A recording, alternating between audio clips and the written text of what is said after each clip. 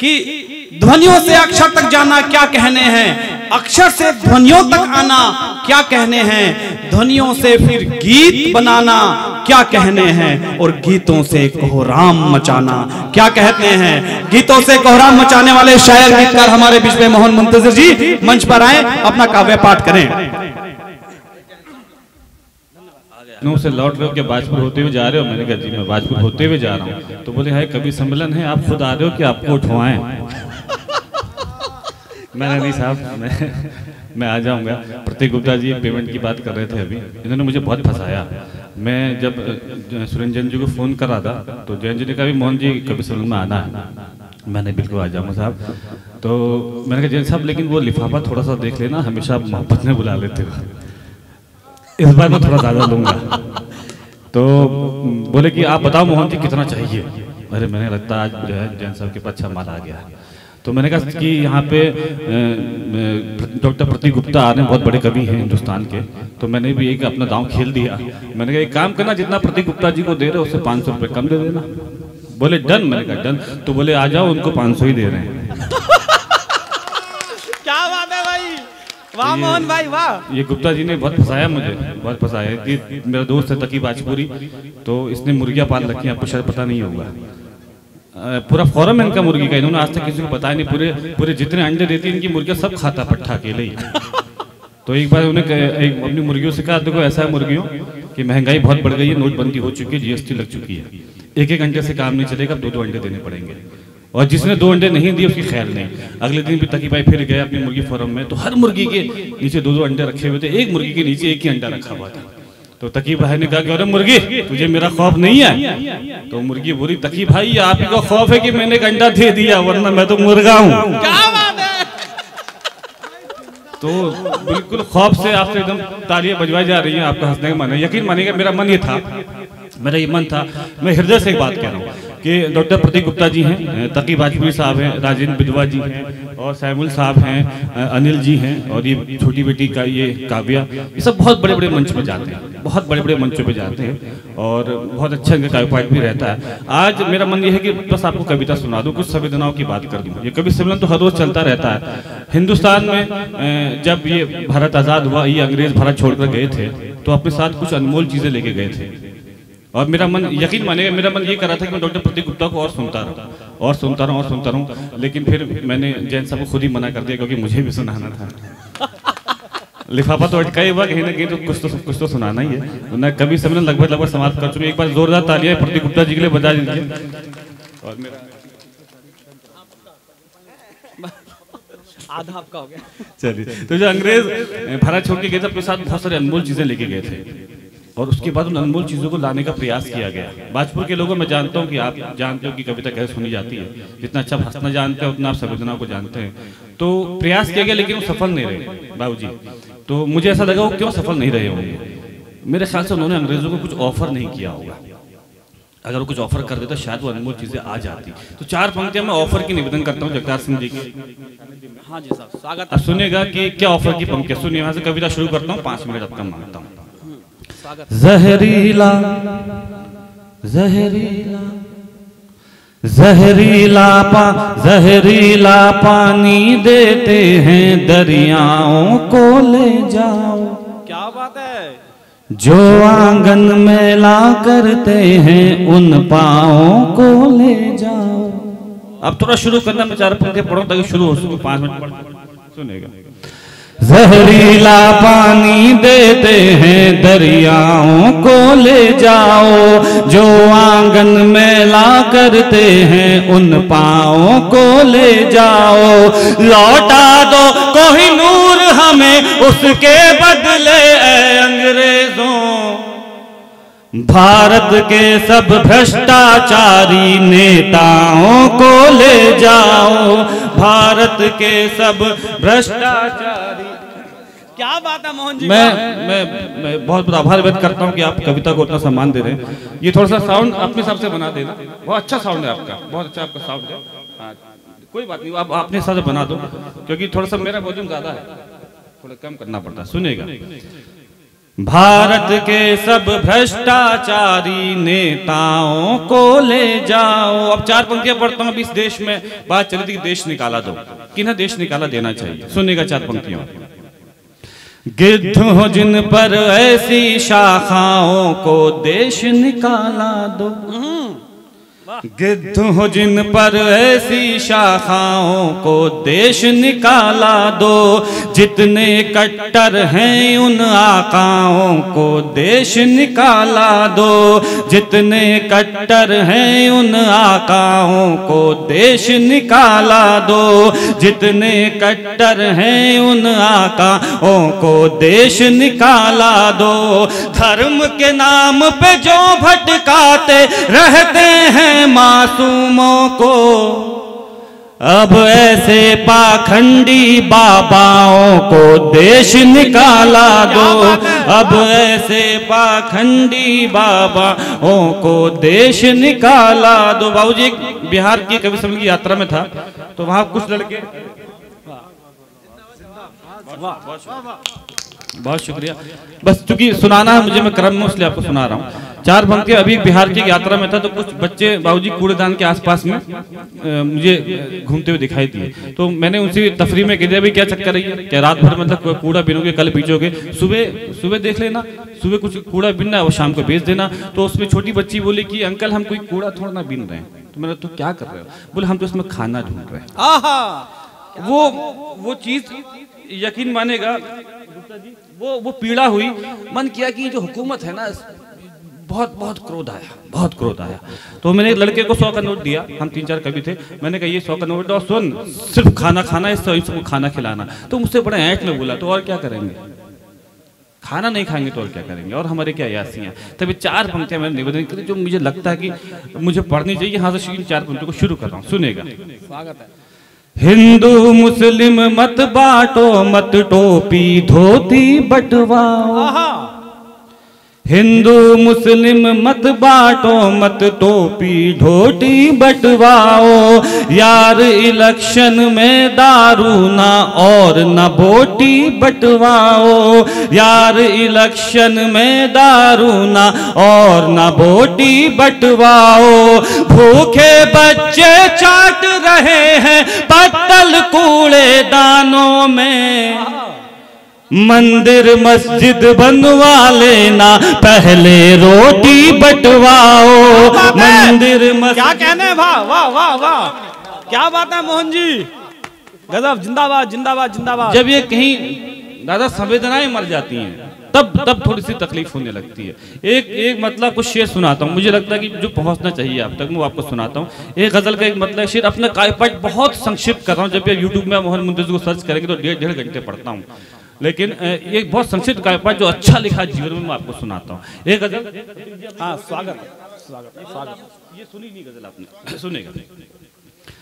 स्वयं को श्रेष्ठ बताने से कुछ नहीं होगा, स्वयं को श्रेष्ठ बताने से कुछ नहीं होगा, स्वयं को श्रेष्ठ बताने से कुछ नहीं होगा, स्वयं को श्रेष्ठ बताने से कुछ नहीं होगा, खुद अपना ढोल बजाने से कुछ नहीं होगा। क्या बात है, खुद अपना ढोल बजाने से कुछ नहीं होगा। अब शेर सुनेगा। अगर खफा है पिता माँ मनाइए उनको, अगर खफा है पिता माँ मनाइए उनको, नहीं तो गंगा नहाने से कुछ नहीं हो। क्या बात है, क्या शेर है भाई। अगर शेर पहुंचना बाजपुर वालों तो शेर की हिफाजत करना। अगर खफा है पिता माँ मनाइए उनको, नहीं तो गंगा नहाने से कुछ नहीं होगा। अब एक शेर पढ़ता हूँ, ये शेर पढ़ता हूँ क्यों ये मारपीट है, क्यों ये धरपकड़ है। एक शेर पढ़ता हूँ, सुनने का हो सकता है किसी काबिल। स्वागत है भाई। खुलेगा स्वर्ग का दरवाजा नेकियां देकर, खुलेगा स्वर्ग का दरवाजा नेकियां देकर, करोड़ रुपये कमाने से कुछ नहीं होगा, करोड़ रुपये कमाने से कुछ नहीं होगा, खुद अपना ढोल बजाने से कुछ नहीं होगा, खुद अपना ढोल बजाने से कुछ नहीं होगा। एक गीत के लिए मैं ये पूरी गजल को बहुत संक्षिप्त मैंने कर दिया, वो गीत पढ़ता हूँ जिसका हाँ मैं बिल्कुल सुनेगा, मेरे क्रम में बहुत बहुत कवि हैं, मैं चाहता हूँ कि आप उन लोगों को सुन लें। एक गीत पढ़ता हूँ जिसका मुझे हुक्म है। जैन साहब ने बताया कि आदरणीय जगतार सिंह साहब भी इसको सुनना चाहते हैं, सुनीता जी यहाँ उपस्थिति रखती हैं और क्षमा भाभी भी उपस्थिति रखती है, सुनेगा। ये एक गीत पढ़ता हूँ कि मेरा मानना यह कि मेरा किसी भी पार्टी से कोई भी नैतिक या अनैतिक संबंध नहीं है। मैं ना भाजपा का आदमी हूँ, मैं ना कांग्रेस का आदमी, ना मैं सपा का आदमी, ना बसपा का आदमी, मेरी तो शादी भी नहीं हुई है, मैं तो किसी औरत का भी आदमी नहीं हूँ। लेकिन एक निष्पक्ष गीत पढ़ना चाहता हूँ। आप सब लोग यहाँ पर निष्पक्ष लोग बैठे हैं, लेकिन जैसे गजल सुनी वैसे मत सुनना। इस गीत को पूरे देश में सुना जाता है। एक निष्पक्ष गीत मैं यहाँ से पढ़ना चाहता हूँ। हम सब आम आदमी बैठे ना सर, हम सब यहाँ पे आम इंसान बैठे हुए हैं। हमारी बस कुछ मांगे हैं, रोटी, कपड़ा, मकान और 40 से लेकर 45,000 रुपए की बाइक के लिए सस्ता पेट्रोल। ये 4 मांगे हमारी पूरी हो जाए तो उसके बाद हमारी 5वीं की मांग नहीं है। चाहे कोई भी सरकार बनाए, हमें कोई मतलब नहीं, 4 मांगे पूरी कर दो। लेकिन ये 4 मांगे पूरी नहीं होंगी तो फिर हम विद्रोह करेंगे, फिर चाहे कोई भी सरकार हो। अगर कोई भी राजनीतिक कुछ देर के लिए राजनीतिक दुशाला उतार कर एक आम इंसान बन के सुनेगा, क्योंकि आदरणीय जगतार सिंह साहब, सुनीता जी यहाँ सब उपस्थिति रखती हैं। जैसा कि भाई ने बताया कि हम सब कवि जो होते हैं वो समाज का आईना होते हैं, और समाज के आईने के साथ उस आईने के सामने वही लोग बैठ पाते हैं जिनका दामन एकदम साफ होता है। तो यहाँ से कविता पढ़ता हूँ, एक निष्पक्ष गीत पढ़ने का मन है, निष्पक्ष लोगों के बीच में। सुनिए। बनाए कोई भी सरकार, बनाए कोई भी सरकार, बनाए कोई भी सरकार, बनाए कोई भी सरकार, हमारी जो न सुनी इस बार तो हम विद्रोह करेंगे, तो हम विद्रोह करेंगे। बस जब मैं ये पंक्ति पढ़ूं हम विद्रोह करेंगे, इसमें थोड़ी तालियां दे देना, मेरा गीत पूरा हो जाएगा, सुनेगा। तो हम विद्रोह करेंगे, बनाए कोई भी सरकार, बनाए कोई भी सरकार, हमारी जो न सुनी इस बार तो हम विद्रोह करेंगे, तो हम विद्रोह करेंगे। अरे ओ देश के पालनहार, अरे ओ देश के पालनहार, हमारी जो न सुनी इस बार तो हम विद्रोह करेंगे, तो हम विद्रोह करेंगे। बहुत शुक्रिया। सीधे सीधे गीत का बंद पढ़ता हूँ, देखना। स्वागत है, स्वागत है, वाह वाह वाह। आदरणीय विधवा जी उपस्थित रहती हैं, देखिए दादा। दारू नहीं हमको पानी दो, क्या कहने हैं, वाह। घर घर में बिजली रानी दो, दारू नहीं हमको पानी दो, घर घर में बिजली रानी दो, अब जेब से खर्चा पानी दो, नेताओं तुम कुर्बानी दो।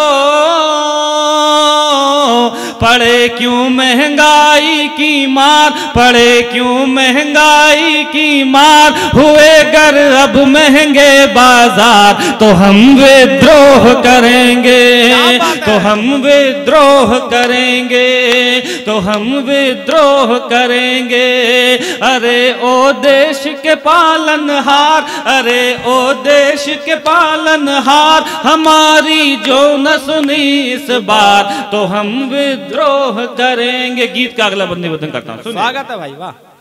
अपराधी खुलकर घूम रहे, सड़कों पर नश्तर घूम रहे, अपराधी खुलकर घूम रहे, सड़कों पर नश्तर घूम रहे, औरत की इज्जत लेने को कुछ बाबा बनकर घूम रहे। बिठाओ इन पर पहरेदार, बिठाओ इन पर पहरेदार, हुआ नारी पर अत्याचार तो हम विद्रोह करेंगे, तो हम विद्रोह करेंगे, तो हम विद्रोह करेंगे। अरे ओ देश के पालनहार, अरे ओ देश के पालनहार, हमारी जो न सुनी इस बार तो हम विद्रोह करेंगे। मैंने हिंदुस्तान के 2 बड़े अखबारों में काम किया आदरणीय, और मैं शाम को जो खबर देख के आता था और सुबह जब वो खबर पढ़ता था तो वो खबर नहीं होती थी जो मैं शाम को देख के आया था। पता नहीं कौन उस खबर को बदल दिया करता था।